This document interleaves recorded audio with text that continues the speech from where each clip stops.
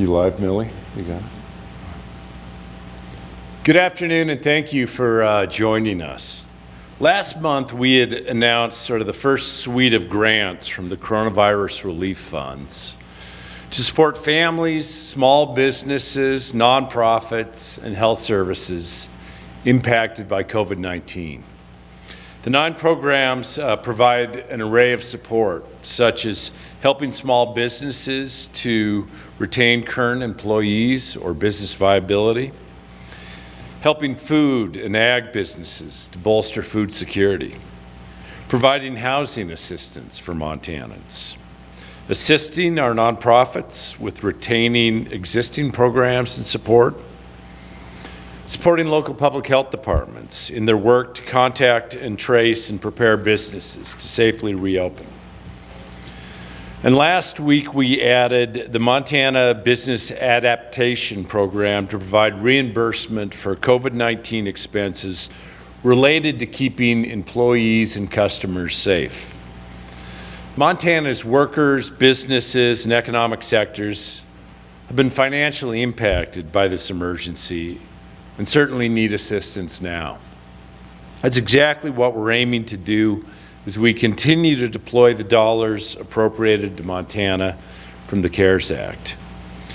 New to the COVIDRELIEF.MT.GOV website, there's a dynamic dashboard that you can click on that shows the grants that have been paid to businesses and nonprofits. Dollars are going out the door and to dang near every county in our state. At the same time, our state agencies are working diligently to be careful stewards of taxpayer dollars and ensure that the Montanans and businesses receiving this funding actually meet the eligibility requirements. More than 8,000 Montana businesses have applied for funding through the Business Stabilization Program, and more than $10 million has already gone out the door to Montana businesses that need it. And we're already getting reports that this funding is indeed making a difference. A coffee shop owner in Gallatin County said that the application process for the Business Stabilization Program was thorough but doable, and was grateful for the money to help get through this challenging time. Or a jewelry maker in Northwest Montana said that as a small business owner, she was used to going it alone, but that getting a grant will help her business survive. A magazine publisher said that this funding has made a huge impact on the likelihood that their business will survive, and that they are actually looking forward to providing detailed reporting on how they use this grant to continue operations during the financial headwinds of COVID-19. With such a high demand of applicants from the Business Stabilization Program, we've decided to add an additional $25 million, bringing the total funding available to $75 million. These dollars will ensure that even more Montana-based small businesses with 50 or fewer employees that have sustained a loss of revenue due to COVID-19 are able to keep their businesses running and indeed moving forward. Through the agriculture adaptability grants, the projects we've seen so far have really shown Montana producers' willingness to diversify and adapt in ways that strengthen our local distribution channels. From expansions that include farm stands to new digital sales platforms, Montanans are balancing tradition with new age infrastructure to find better ways of doing business. Our ag producers are certainly no strangers to meeting challenges. And despite the trying times that this pandemic has posed, farmers and ranchers are pressing on, and they're doing so with the innovation that is building a stronger foundation for the future.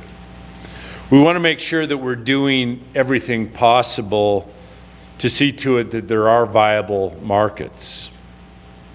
The Agriculture Adaptability Program is here to provide relief to small and medium-sized food and ag businesses across our state in response to the increased demands on local food systems. We've added an additional $250,000 to that program to ensure that we're meeting the demand of our producers.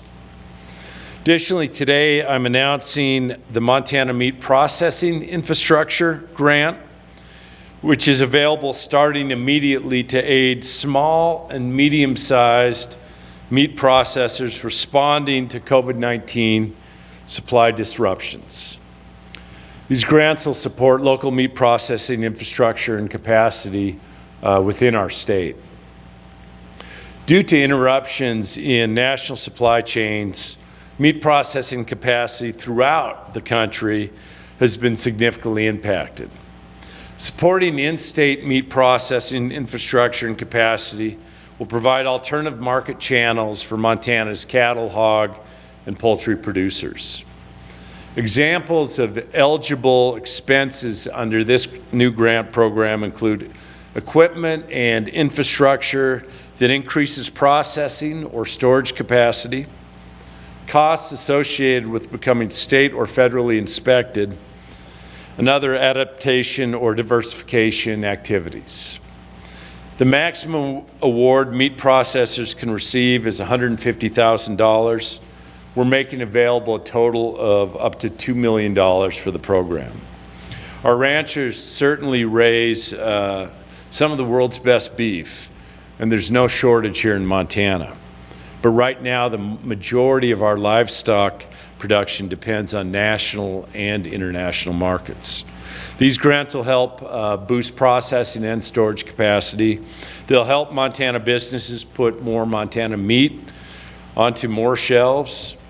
And an increase in in-state processing means more direct sales and better value-added markets for producers.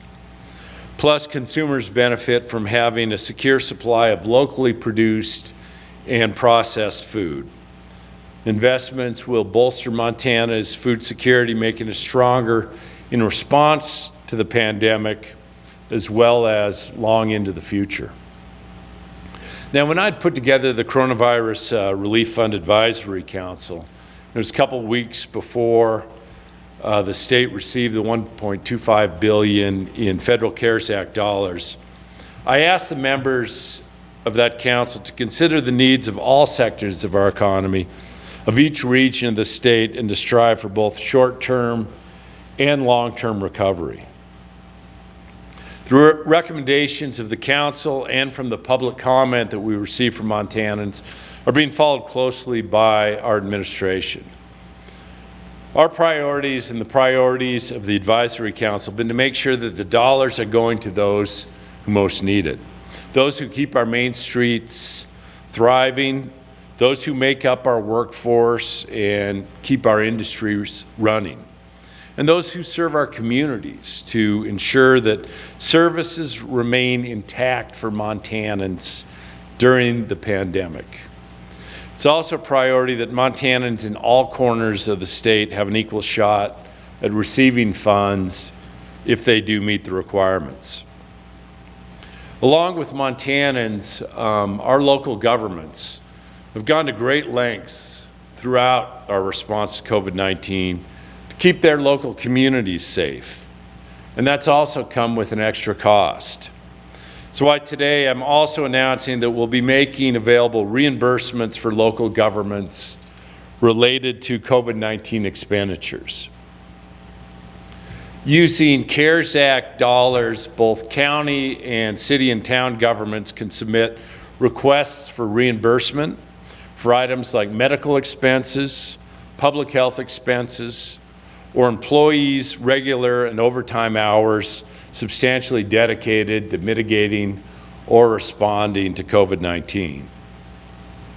Furthermore, through the FEMA Public Assistance Grant Program, local governments can be eligible for reimbursement for costs related to emergency protective measures, such as a result of COVID-19, such as emergency operations center activities, training, facility disinfection, technical assistance, and more.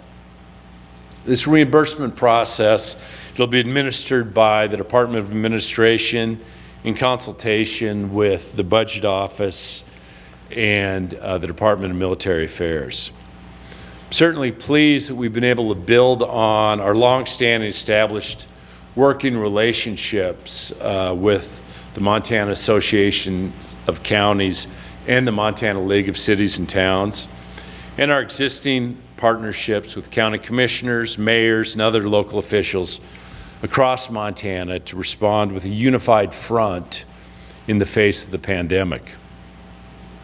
As we strive toward short and long-term economic recovery for our neighbors all throughout the state, we'll continue to monitor the dollars currently going out the door, continue to make decisions on where the dollars should be going out in the future. As the council recommended, we're addressing immediate needs while also keeping some of the CARES Act funding on hand for future needs that may arise as we continue to respond to COVID-19 and keep our communities safe.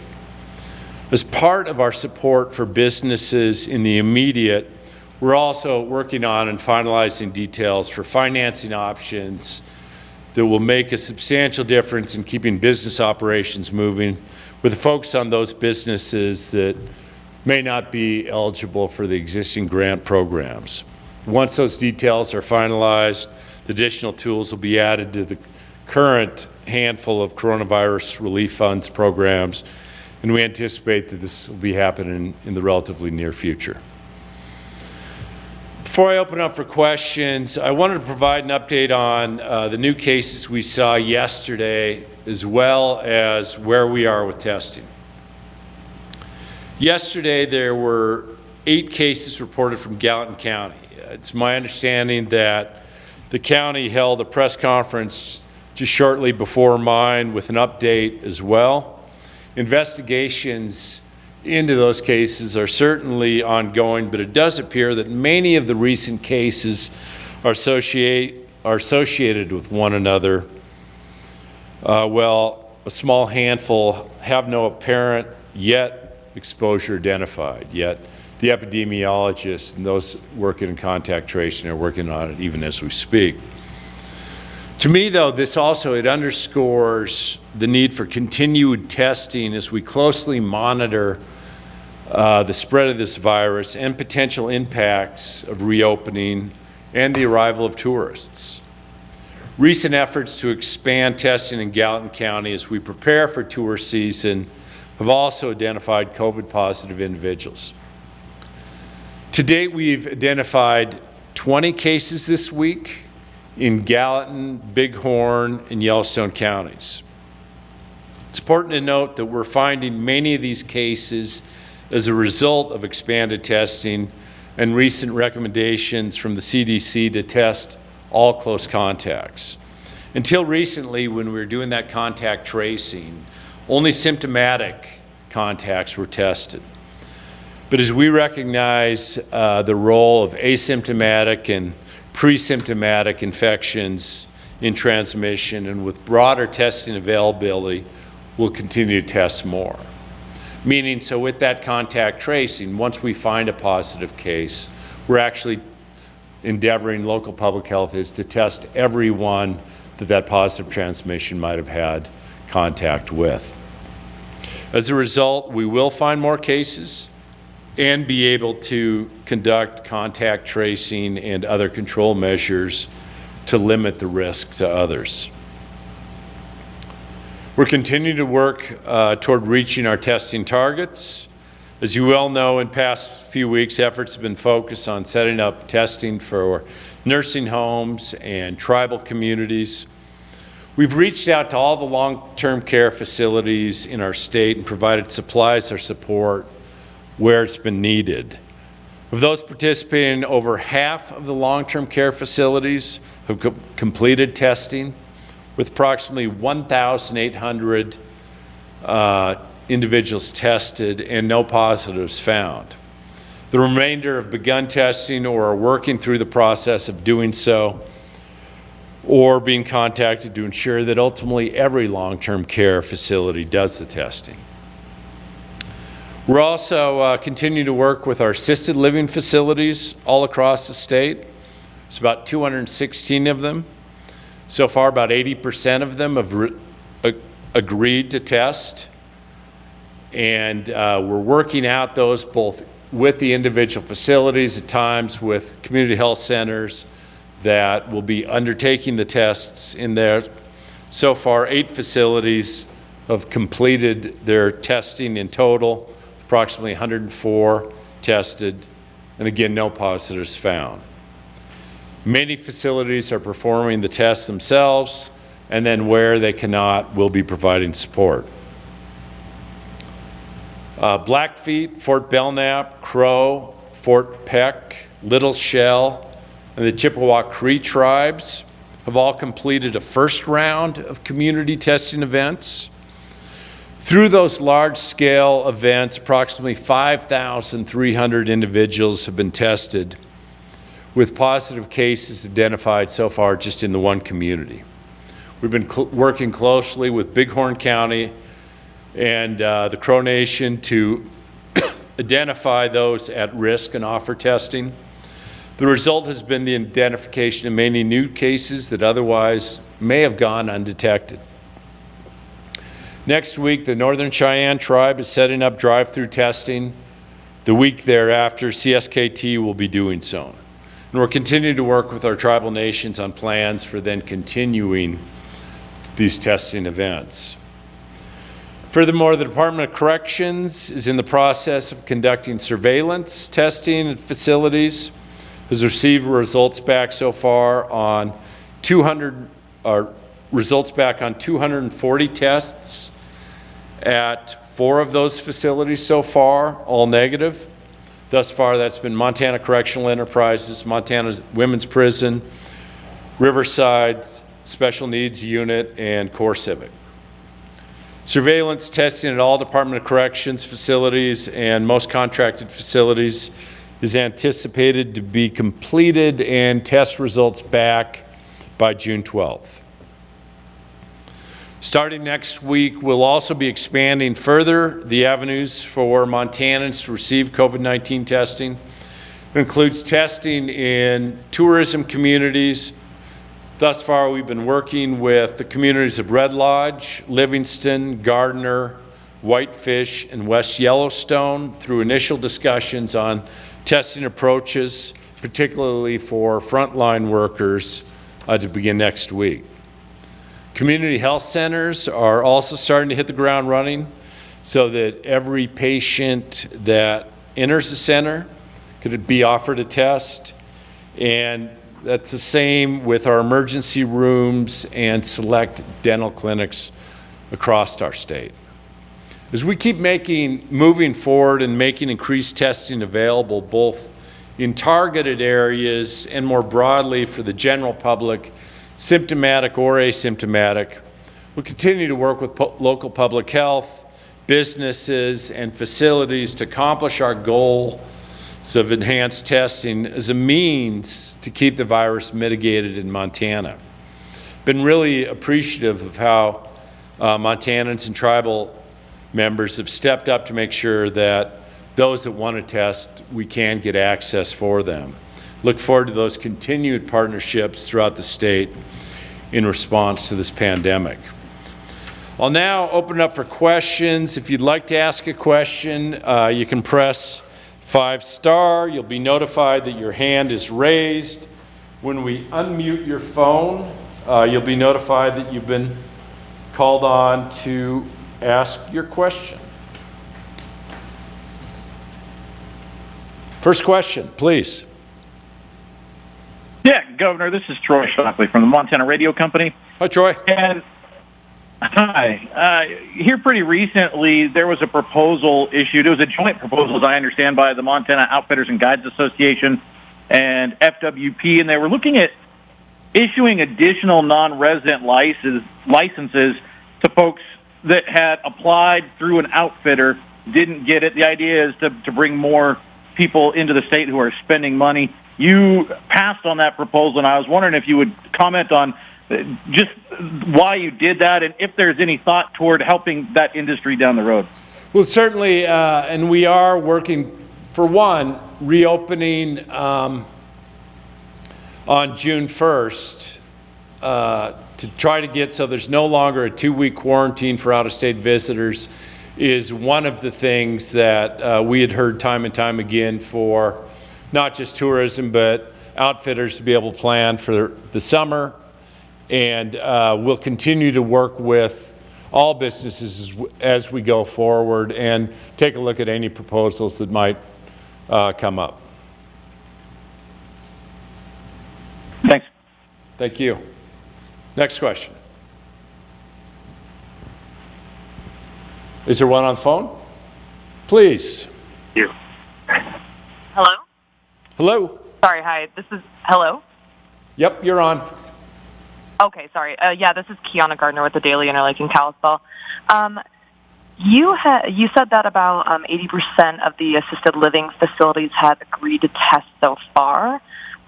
For those who haven't agreed, are you able to elaborate on maybe some reasons behind that? So part of it is just really actually working with, I mean, there are 260 facilities, roughly 260 facilities across the state. And part of it's an educational, 216, I'm sorry, assisted living facilities. Part of it is educational, us working with them, suggesting here's why you should do it. And you know, there isn't anything that would certainly require them to do, but for the safety of both their workers and the individual residents, certainly think it's a good idea. And part of it's an education process and going back and forth, and part of it's making sure that we have the health infrastructure. By the end of this, I hope that all of our long-term care facilities and all of our assisted living facilities do test both all of the residents and their workers.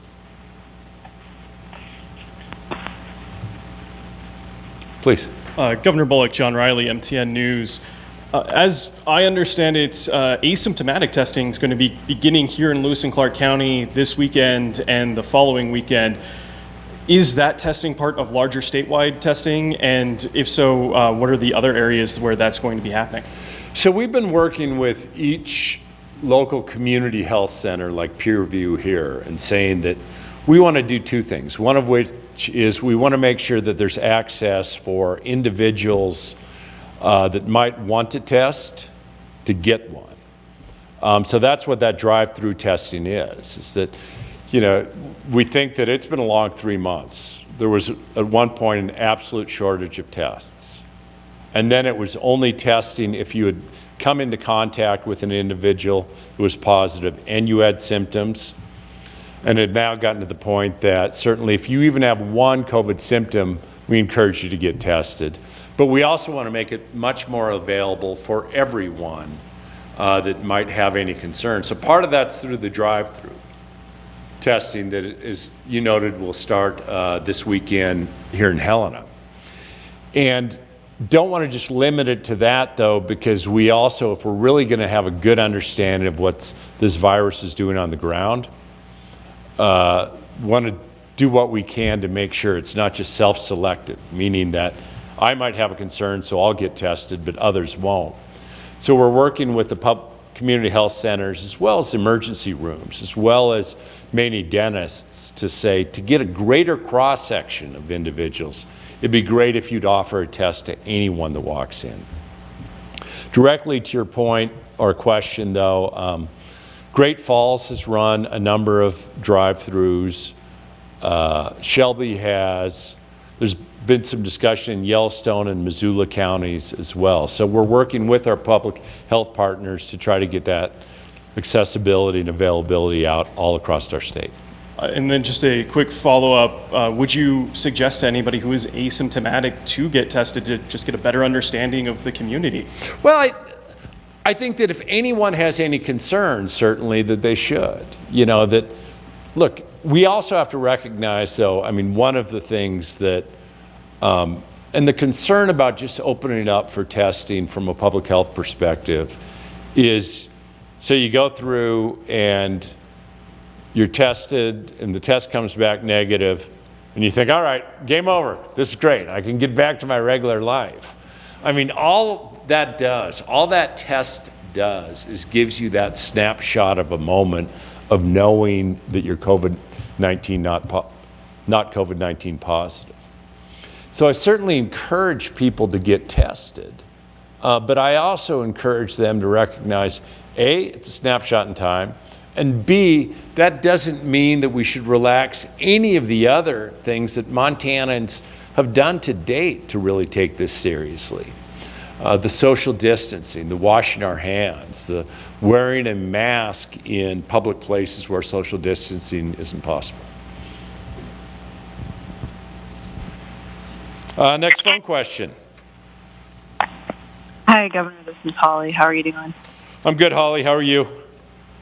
Good. I am wondering about, you talked a little bit about holding back some of that $1.25 billion from the CARES Act we got. I'm wondering, are you still looking to see if some of that money might be able to go toward offsetting revenue losses, or are there discussions you're hearing about another package from Congress that might be able to put money toward that? And then, I don't know if Director Livers is there, but I'm wondering if he has any more information on updated revenue estimates, or if he could talk about maybe how quickly after the July tax deadline do you think we might have a better picture of income tax revenue? Sure, Holly. I'll turn over to Director Livers in a moment, but two things.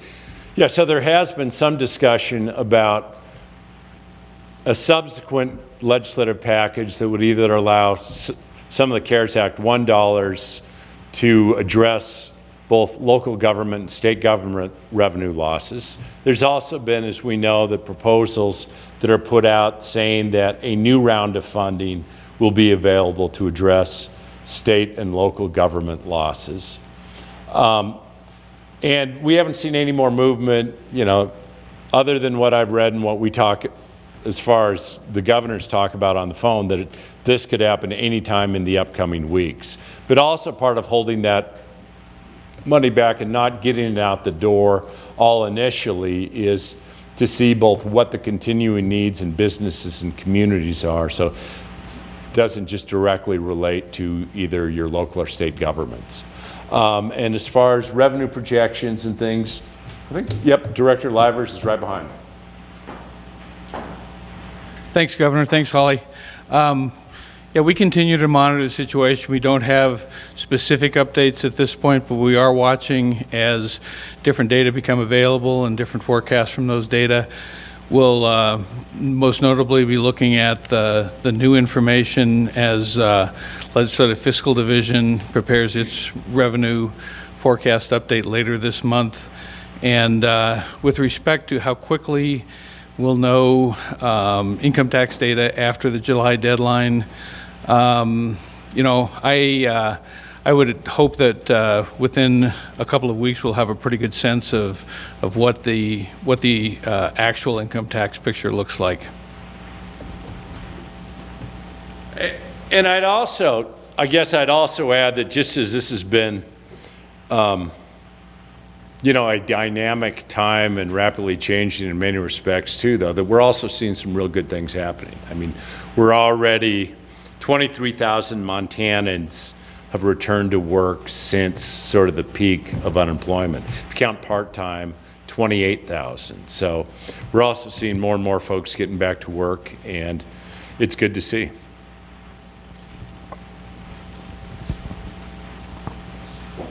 The next phone question.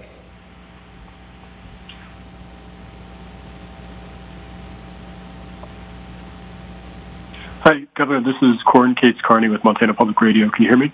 Sure can, Corin.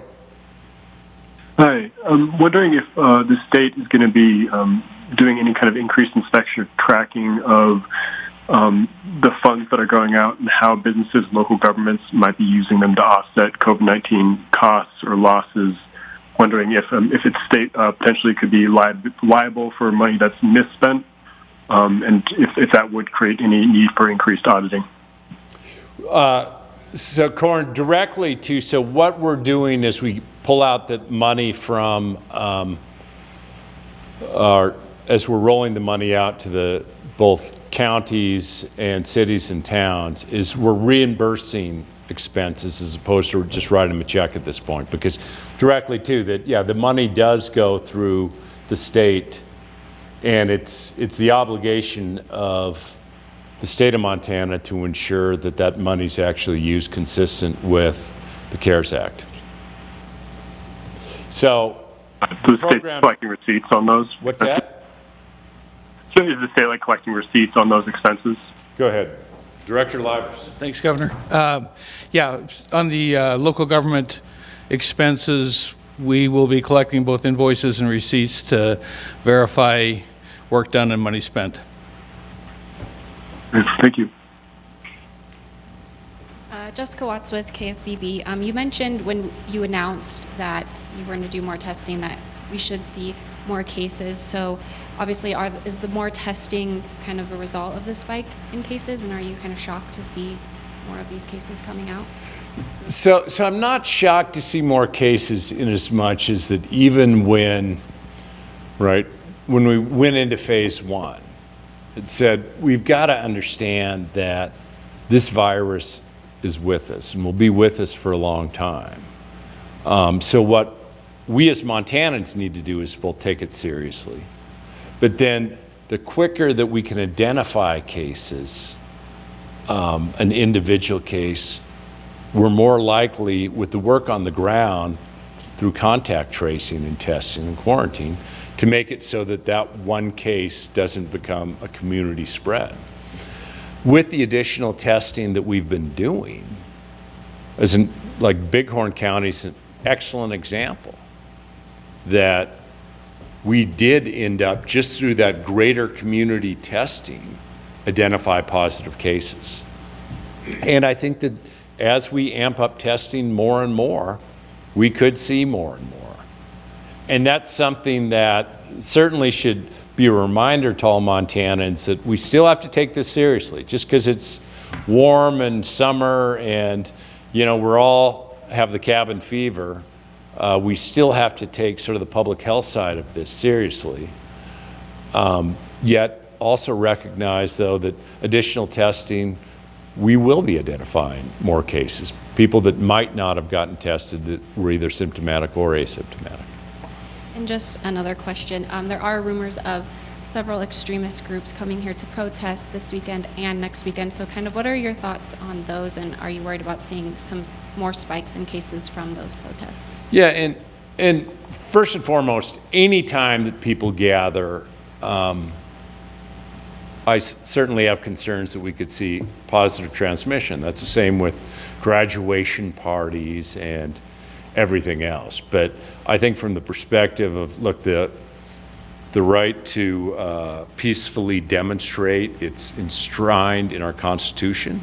I hope that those that are out demonstrating are recognizing some of the public health concerns, wearing a mask, and taking steps like that as well. Next phone question. Hi, Governor Bullock. This is Freddie Monadas at the Bozeman Chronicle. Hey, Freddie. Hey, I'm not sure if you said this or not, but I wanted to know, ask how much money was available for local governments to get reimbursed for costs related to the virus, and if there was a maximum a county or a city can receive. And I also kind of wanted to know what's changed to allow tests for everyone who's been in contact with an infected person to automatically get tested. All right, I'll answer the second part of it, then I'll turn it over to Tom, the budget director. So what's changed is a couple of things, Freddie, one of which is, we've gone through in 3 months where there was an absolute scarcity of tests at times and testing supplies, to the point where it's not like it still doesn't occupy part of my day and my team's day to make sure that we have the ample testing supplies, but we're not living in that scarcity like we were. So that's trying to encourage the greater testing is, I think, one of the ways that we can be open, stay open, and identify cases early. Secondarily, also, the Center for Disease Control also had gone from, and in part it might be reflected from the difference from a scarcity of supplies of saying now that anybody that's been in contact with a positive should be tested as well.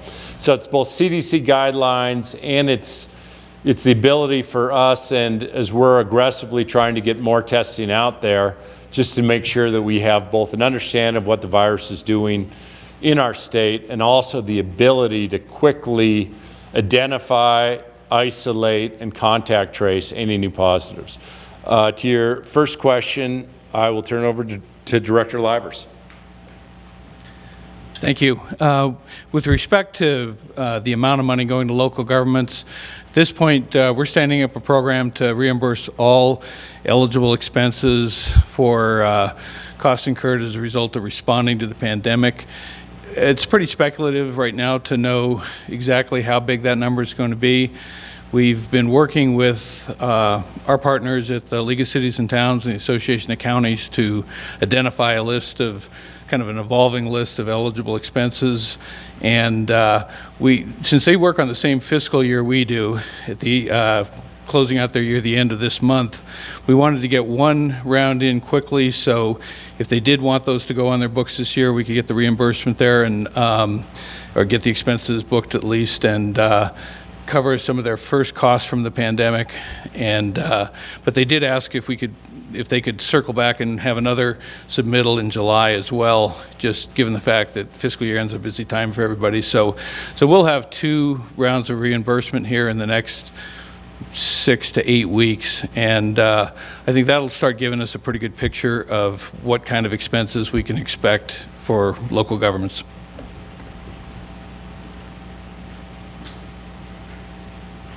Other questions? Next phone question.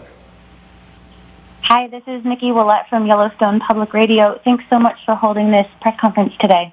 Thank you, Nikki. Thanks. This is kind of alluded to the rallies planned across the state regarding the death of George Floyd. Some are expected to draw quite a few people. I've got 3 questions. One is, what kind of law enforcement and public health presence do you think should be at those events? 2, do you support deploying the National Guard to protest if they don't remain peaceful? And 3, is Montana sending, or has it already sent, National Guard members to protest outside of the state? So the first question was, what law enforcement and public health do I think should be sort of looking over these, any protests that occur? And I mean, I think that that's firmly within local law enforcement.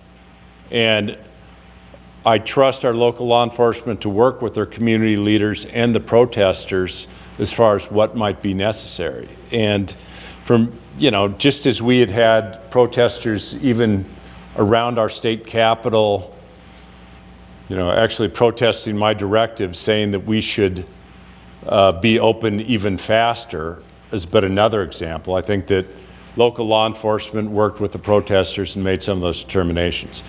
Your second question was it should the National Guard be involved, or would the National Guard be involved? Would you deploy them if the protests become violent or destructive of property?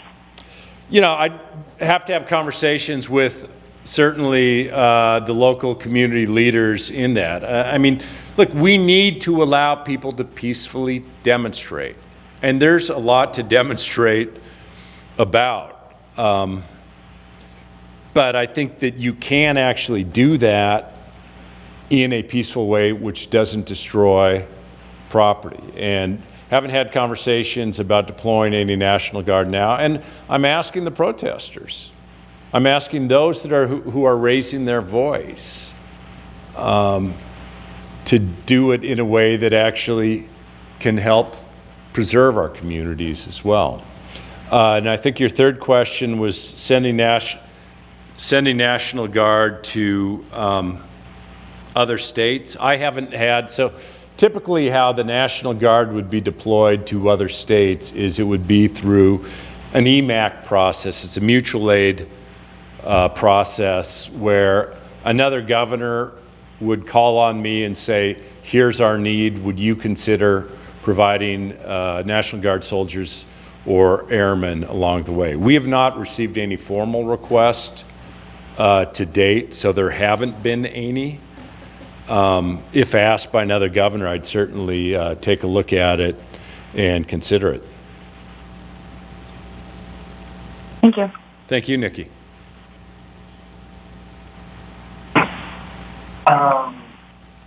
Next question. Hello, Eric Dietrichman.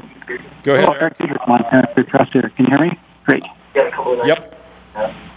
Great. I just wanted to ask about the status of county-level testing data. I think somebody had mentioned Monday that there might be some of that coming in by the end of the week. Cool. I don't know where we are on that. What's that? Yeah, Eric, apologies. We're still working on it, and hopefully then by the end of the week. Great, thank you. Did Eric say you have to do that? No. Next question. Is that it? Hi, Governor Bullock. This is Maritza from NBC, Montana. Two questions. One, President Trump has threatened to use the military to counter protests. Is there a jurisdictional issue there? Could you call that off if it gets to that point, or would it be out of your hands? And back to COVID, I think we have 15 or 16 new cases now today with Lewis and Clark County. Do the numbers line up with what you've been anticipating? And is there a threshold if they get to a certain point that you might scale these phases back? So, Maritza, to your first question, could the president actually call up the federal military, and could I do something about that in the state of Montana? I have grave concerns if the president actually invoked the Insurrection Act and called up the federal military. And just so to be clear, that the president would have to invoke what's called the Insurrection Act to be able to use the federal military, like the Army, domestically. And look, I'm not the only one that has grave concerns about that. I think you saw Secretary Esper yesterday say that probably doesn't think that that's a real good idea. When it comes to managing the crises or the unique circumstances of what's happening in our states, it really should be up to governors to determine what best fits their state's unique circumstances. And governors have been leaders throughout this global pandemic, and they'll be leaders through this crisis as well. And your second question was, as you see additional cases, is it what I expected, and would there be thresholds or tipping points where all of a sudden we had to dial back some of the reopening? I did expect to see additional cases, both as we opened up some and as we've deployed additional testing. And by and large so far, especially when we can isolate exactly where these new positive cases came from and then do the contact tracing and testing along, that's working exactly as it should. Where I would have much greater concern is if we got back to a point where we had widespread community spread. So meaning that COVID-19 is substantially more cases in a community, and we can't identify where those cases are coming from. So is there a threshold that you guys are watching for, or waiting and seeing what happens? Well, we haven't had any community spread in quite some time, like literally months. So from that perspective, there isn't any magic number of this is the new clusters that could cause problems. And we'll be constantly and consistently working with both my health crew and our local public health as we identify that. But there is no community spread anywhere in Montana right now. Next question. Oh, we got them all? Well, I will thank you all again for joining. Also, just continue to watch out for one another. Treat all of our Montanans and those who will visit us as family, meaning be careful, practice appropriate hygiene and social distancing where appropriate, celebrate all across this state our 2020 high school graduates. There are many graduations happening all across the state this weekend, but do so also with the recognition that the actions that we as Montanans take will help continue to guide exactly the future of COVID-19 in our state. So thanks so much.